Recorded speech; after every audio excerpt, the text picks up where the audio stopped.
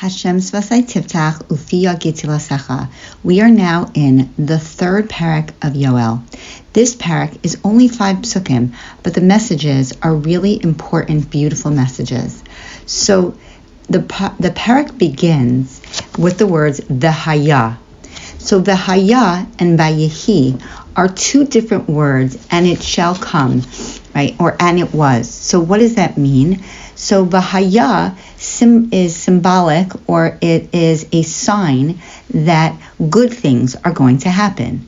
Vayehi is a sign, Vai, Lashon Vai, that bad things are about to happen. Why? Because if you look at the word V'haya, is you take the Vav and you add it to something that was in the past, making it something in the future. So Haya is in the past, but V'haya is and it will be in the future. That is a much more optimistic and helpful approach to life, where it will be. There is more to do. There is a vision of the future. That's why it is in the positive. The opposite is vai, right? Is you take the part that is in the future and you make it into the past. That is a more of a tragic way to live your life.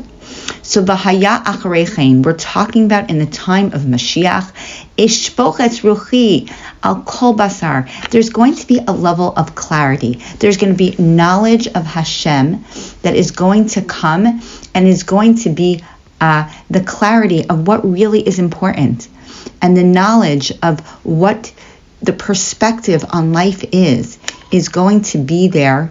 And then what will happen? V'niv'u b'nechem v'nosechem v'zniknechem chalomos yachalmon b'acharechem chazyonos yira'u. There are going to be 3 different levels of clarity, of prophecy. One, there's going to be nevuah, and that's going to come to the sons and the daughters.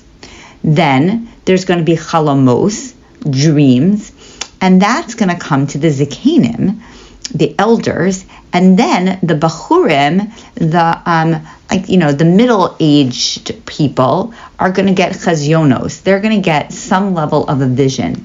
So really there are 3 different levels. The highest level of the people who are born during the time of Mashiach, those are the b'nechem v'nosechem, the youngest people who only are born in the time of Mashiach. They're going to get this amazing nevuah. It's going to be clear.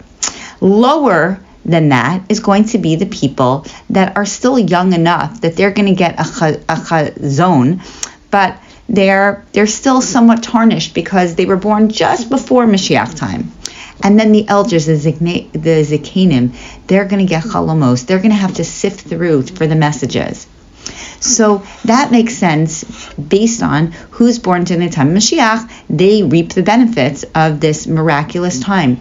But if you also think about it in our lives, when we are youthful and with alacrity and spirit when we're doing mitzvos, then we get nevuah.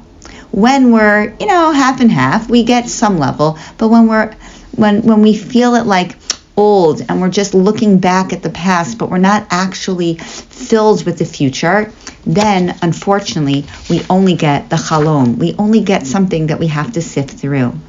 So it's really like a midah k'neged midah.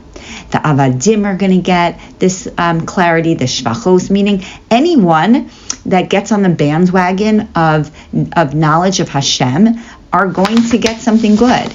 Now, the imagery that's used is eshpoch es ruchi. I'm going to pour my spirit. Why pouring? So pouring, if we understand that HaKadosh Baruch Hu has a brecha, a wellspring up in the shamayim for us of bracha. Bracha and brecha are really the same phrase, just said in a different way. The roots are the same. HaKadosh Baruch Hu wants us to make brachos so that we recognize His hand in the world, and when He does that, then He can shower and pour down His brecha on us. But when we start to not appreciate and just do things without making a bracha, then Hashem says, I can't. I have to hold back from the brecha, from the wellspring. And here, it's just going to be poured down. There's no need for Hashem to hold back any of his brachos. And the highest level of bracha is this Yedias Hashem, knowledge of Hashem, the clarity of the perspective. And then comes lastly, B'nathatzi mofsim b'shamayim v'aretz. I'm going to make signs in the shamayim v'aretz. And what are they going to be? Dam v'esh v'timros ashan. We know that phrase from the Seder. It's going to be blood, fire, and pillars of smoke. When is this going to happen? This is going to happen during the time of Gog and Magog, the war with the nations. And who are not us, but the other nations. Who are those nations? Well, the dam, the red, is Edom, and the Va'esh and the Timrosh Ashan, the Esh is Yishmael. It's going to be a war with Edom and Yishmael, and they are going to experience massive blood casualties and a massive amount of destruction in the form of fire. Mida keneged mida from what they did. Now, that level of signs and this whole idea of there are going to be signs of Dam Va'es V'Timrosh Ashan is really reminiscent of what happened in Yetzias Mitzrayim, in Mitzrayim with the plagues. But when it came to the plagues, first we had the signs, and then we had the clarity of Yedias Hashem, the Torah. Here, we're getting the clarity, then we're getting the signs. So why is that? What's interesting, Elisheva Schmidman makes mention, and I think this is a really important point, is that when we left Mitzrayim, we didn't know Hashem. We were a new nation with a new HaKadosh Baruch Hu. Everything was new, so we needed lots of signs until we could get a full recognition of Hashem. But here, we've been through history. We know exactly the hands of Hashem. And so when we get to Mashiach, we don't need the signs anymore. Oh my gosh, for sure not. We just need a strengthening in our clarity so that we can then, reconnect in the strongest way to HaKadosh Baruch Hu. And when we do that, the signs are just a bonus. It's a cute little thing, but it's not something that we need anymore. And that's the beauty of what's going to happen during the time of Mashiach. Yes, it's going to be something that's amazing, like a Yetzias Mitzrayim, but it's not the same kind of relationship. We're in a solid relationship with HaKadosh Baruch Hu, where we don't need the same things, but we do need, or at least in the same order. And then the Shemesh Yachvok Lachoshach and the Areach Ladam. The sun is going to turn dark, and the moon is going to be red. Why is that? Well, because if we think about it, what was the first thing that we did wrong in history is that we really started worshiping the sun and the moon. We didn't do it in a bad way. We said, Hashem, you developed and created something so miraculous like the sun and the moon. We want to give you respect, so we're going to respect the things that you do. Similar to, I love and I want to respect my parents, so I'm going to respect my older siblings because they are a byproduct of my parents. But Hashem, that would have been nice, but it didn't work out that way, because what ultimately happened is that ultimately we did something wrong. We then just worshipped the sun and the moon. And so when we're coming full circle during the time of Mashiach, it has to be that first the Shemesh goes dark. We don't want the Shemesh anymore. The Areach that reflects, the moon that reflects on the sun, we don't want it to highlight anymore, because that's going to be Yom Hashem, Hagadol v'Hanora. That's going to be that wondrous time where it's just about Hashem, nothing and nobody else.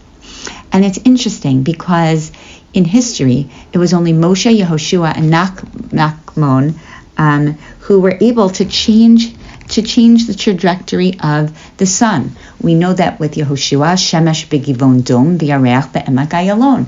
He was able to make the sun stand still. We know that Moshe, we learn it through some sort of kal vachomer, that he was also able to change the sun.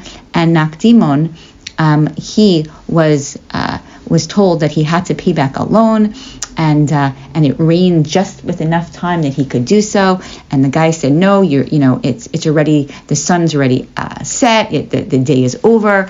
And so then he made some sort of miracle, and it changed the sun. So here too, Hashem is the Gadol, the Hanora, and he's the one that is going to change the sun and the moon. Vayakol asher yikra b'shem Hashem, everyone that calls out to Hashem, Yamalit, will be delivered. Ki b'har Tzion u'b'Yushalayim tieh pleita, kasher amar Hashem b'shei ridim asher Hashem koreh. So anyone that calls out to Hashem is going to be among the survivors. Anyone, whoever calls out to Hashem. What does it mean to call out to Hashem? It means to be called Hashem. Mahu rachum avatah rachum. Mahu chanun avatah chanun. Anyone that calls out to Hashem to be like Hashem, to copy Hashem in mercy, in kindness, in holding on to one's anger, into doing for other people, in chesed and in emes. That's what Hashem wants. The korei b'shem Hashem, you call out in the name of Hashem by being the name of Hashem, then you're going to be among the people that will reap the benefits of the Yom HaGadol, the Hanora. What a beautiful parak to highlight some of the things that are missing in our lives that will be there during the time of Mashiach. The knowledge and clarity of what really counts in life. The nevuah, the closeness that HaKadosh Baruch Hu speaks directly into our hearts. And the idea that the others will you reap what you sow, and the enemies will be punished, but we will have those of us that call out to Hashem in chesed, in emes, in Torah, will be just with Hashem in a miraculous form that is filled with pleasure and goodness and bracha, and the brachas will not have to be limited. They will come down like eshpoch, pour down on us.